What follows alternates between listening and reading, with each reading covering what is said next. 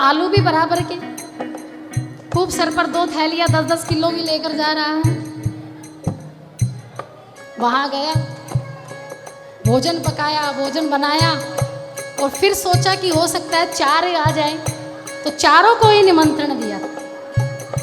श्री राम आइए, सीता राम आइए, लक्ष्मण साथ लाइए, हनुमान भोग लगा जाइए। ओ श्री राम आइए, राजा राम आइए, मेरे भोजन का भोग लगा जाइए। अब चारों को बुला लिया, अब बुलाया था चारों को, लेकिन भगवान ने भी समस्त 33 कोटि देवताओं को निमंत्रण दे दिया कि सब आ जाओ, भंडारा लगा है मेरे भक्त के द्वार पर। आज तुम्हें भंडारे का प्रसाद खिलाकर लाता हूं। बड़ा सुंदर प्रसाद, बड़ा स्वादिष्ट प्रसाद बनाता है मेरा भक्त। वो सभी देवता तो देखा, जैसी आंखें खोली भक्त ने तो देखा खूब चारों तरफ देवता ही देवता मंडरा रहे हैं। अब बुलाया सबके, पूरा राज दरबार, पूरा परिवार इकट्ठा हो गया। कहा प्रभु ये कौन है, वो भी इतने सारे। बोले ये तुम्हारा भोजन खाने आए। बोले आज तो पक्का ही मर जाऊंगा, आज तो राम नाम सत्य होना तय है। लेकिन भक्त पता ही नहीं था, क्योंकि मन ही इतना कोमल था उसका, इतना पवित्र था, उसको ज्ञान ही नहीं था। कहा प्रभु ये अच्छी बात नहीं है, जहाँ 4 को बुलाओ तो इतने सारे इकट्ठे हो गए, तो आज भी लगता है भूखा ही सोना पड़ेगा। आज फिर से भंडारा लगाया भक्त ने और सभी देवता भोजन करके चले गए। अब चौथी बार फिर गुरुजी से शिकायत की, गुरुजी कितने देवता हैं, कितने हैं, सबको एक साथ ही बुला लो, क्यों बार बार आटा गुदवाते हो, क्यों बार बार पसीने पे लथपथ हो जाता हूँ, इतना भोजन मुझे बनाना पड़ा। बोले अब सबको इकट्ठा बुला लेना। अब गुरुजी ने सोचा कि ये जरूर झूठ बोल रहा है, कुछ ना कुछ गड़बड़ जरूर करता होगा। अब हमें इतने युग बीत गए, इतनी उम्र बीत गई, आज तक हमें भगवान राम ने दर्शन नहीं दिए, एक छवि तक का भी दर्शन हम नहीं कर पाए, स्वप्न में भी राम को नहीं देख पाए, लेकिन इसने भगवान राम के दर्शन किए, ये जरूर झूठ बोल रहा है। तो जाकर देखना होगा। गुरुजी वो आगे आ गया, गुरुजी पीछे पीछे। अब की बार 50 किलो आटा लेकर गया। बोले पता नहीं अब की बार कितने आएंगे। खूब सारा आटा 50 किलो और इतने ही आलू खूब लेकर गया, लेकिन वो भी कलियुगी भक्त था। बोले रोज आते हो, रोज खा जाते हो, मैं भूखा रह जाता हूँ। लेकिन आज क्या किया भक्त ने, सब पतले सजा दी, कटोरियां रख दी, लेकिन उनको ढक दिया, कुछ नहीं बनाया। आज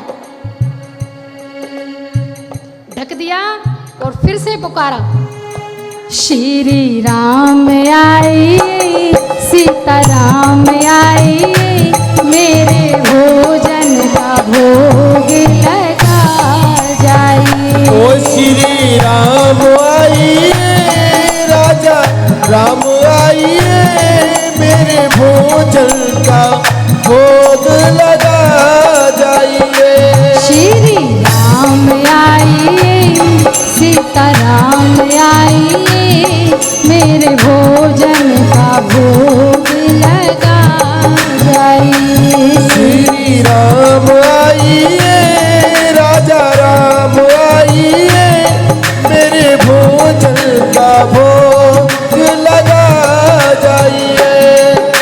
अब पुकारा, अब थाल सजाकर बैठा था, कपड़ा ढककर बैठा था। अब जैसे ही सभी देवता प्रकट हो गए, भगवान आए, सीता माता आई, महादेव जी आ गए, ब्रह्मा आ गई, माँ गौरी आ गई, सारा ब्रह्मांड खाली हो गया और पूरा ब्रह्मांड आज कहाँ, पृथ्वी लोक में उस भक्त के सामने प्रकट हो गया उसका भोजन करने के लिए। लेकिन भक्त भी बड़ा चालाक था।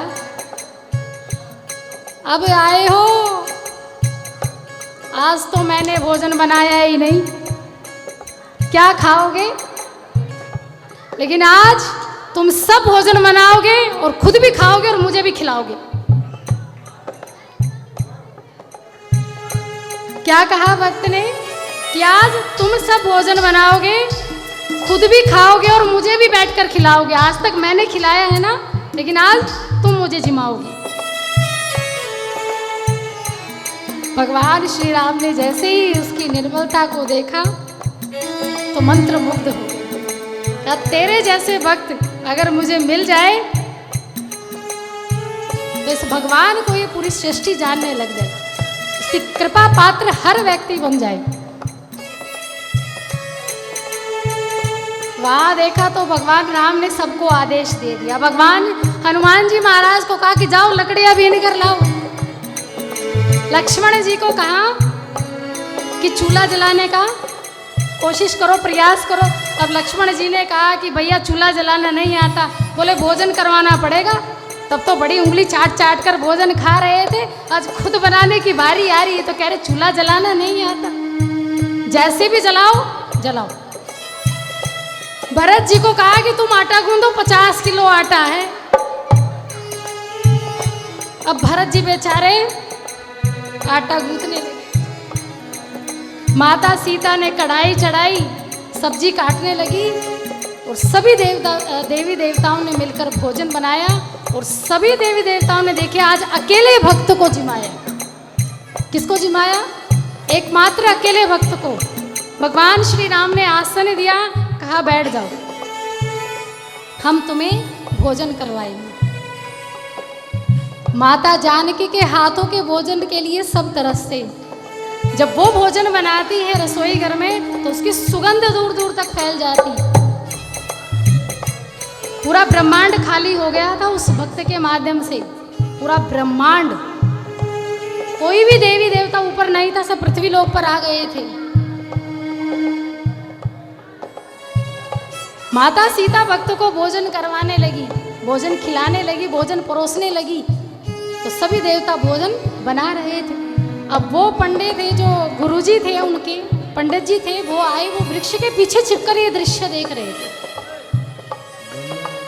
कड़छी चलते हुए दिख रही थी लेकिन कोई चलाता हुआ नहीं दिख रहा था कि भोजन कौन पका रहा। गुरुजी सामने आए, भक्त को कहा कि ये तुम क्या कर रहे हो? बोले देखो ना भोजन कर रहा हूँ। बोले किसने बनाया? बोले देखो भोजन पक रहा है। वो तो तुम जो जिन भगवानों के नाम लेते हो, कभी सीता, कभी राम, कभी लक्ष्मण, कभी भरत, कभी हनुमान जी, सब भोजन पका रहे हैं, देखो तो सही। अब गुरुजी महाराज ने कहा कि मुझे तो कुछ दिखाई नहीं देता। बोले गुरुजी मुझे दिखाई दे रहा है तो आपको दिखाई क्यों नहीं देता? ये देखिए ना, ये सामने भगवान श्री राम बैठे हैं।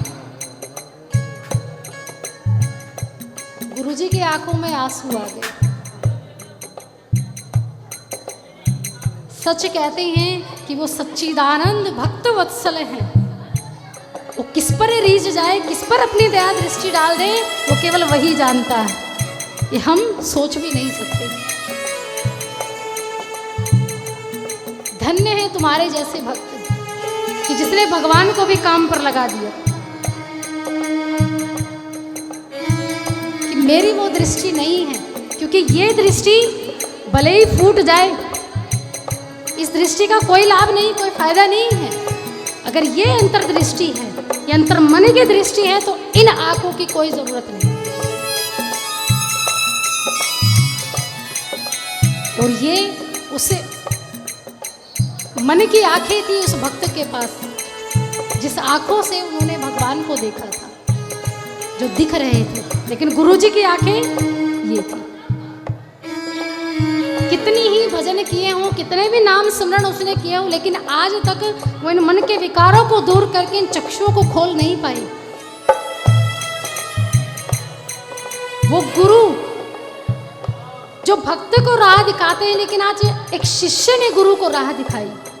गुरु ने कहा कि पुत्र, मैं तुमसे हाथ जोड़कर प्रार्थना करता हूँ कि मुझे एक बार दर्शन करवा दो, बस एक बार। वृद्धावस्था हो चुकी थी गुरु जी की। अंतिम क्षण जब भक्त ने भगवान श्री राम से कहा कि प्रभु आप मेरे गुरु जी को दर्शन दीजिए, तब गुरु जी ने कहा कि इसके मन के जो चक्षु हैं वो खुलने चाहिए। मन में काम, क्रोध, मद, लोभ। रामचरितमानस के सुंदरकांड में ये चौपाई आती है, काम, क्रोध, मद, लोभ सब नाथ नरक के पंथ। कि काम, क्रोध, मद, लोभ क्या है? नरक के रास्ते, जिसमें काम वासना ना हो, क्रोध ना हो, इसमें लालच ना हो, ना धन का मान हो, ना सुंदरता का घमंड हो, ना पैसों का, पद का और प्रतिष्ठा का लोभ हो। केवल वही व्यक्ति है जो मुझे पाने का अधिकारी है। अगर ये मन से भाव तुम्हारे गुरुजी हटा दे, वो निर्मत्सर हो जाएंगे, वो पवित्र हो जाएंगे, सरलतम रूप को प्राप्त कर लेंगे, तब मैं दिखाई दूंगा। तब गुरुजी ने जैसे ही आंसू बहाए थे, उसी समय उनके मन के विकार समाप्त हो गए थे, और आंसुओं में सब काम, क्रोध, मद, लोभ सब धुल गए। और जैसे ही आंखें खोले गुरुजी ने, तो साक्षात भगवान श्री राम खड़े दरबार समेत, और उसी समय उनके गुरुजी ने प्राण त्याग दिए। हम सदैव ये कहते हैं कि ज्ञान को जानना जरूरी है। आप ब्रज की भूमि में जाएंगे ना, एक श्रीमद् भागवत में प्रसंग आता है भक्ति, ज्ञान और वैराग्य का। ये प्रसंग हमेशा एक ही सीख देता है कि जीवन में केवल प्रेम और भक्ति हो, इसके अलावा ज्ञान बेशक हो ना हो, कोई महत्व नहीं रखता। और वैरागी बनना भी जरूरी नहीं है कि घर परिवार छोड़ दो, पति पत्नी छोड़ दो, बच्चे छोड़ दो और जाकर हिमालय पर तपस्या कर लो, नहीं। परिवार के सबसे बड़ा आश्रम है गृहस्थ आश्रम। सबसे बड़ा आश्रम गृहस्थ आश्रम। ये जीवन दिया है तो भगवान ने जीने के लिए दिया है। इसको जियो, आनंद से जियो, प्रेम से जियो, भरपूर जियो, लेकिन किसके साथ जियो? ठाकुर जी को साथ लेकर जियो। फिर वो आनंद, वो प्रसाद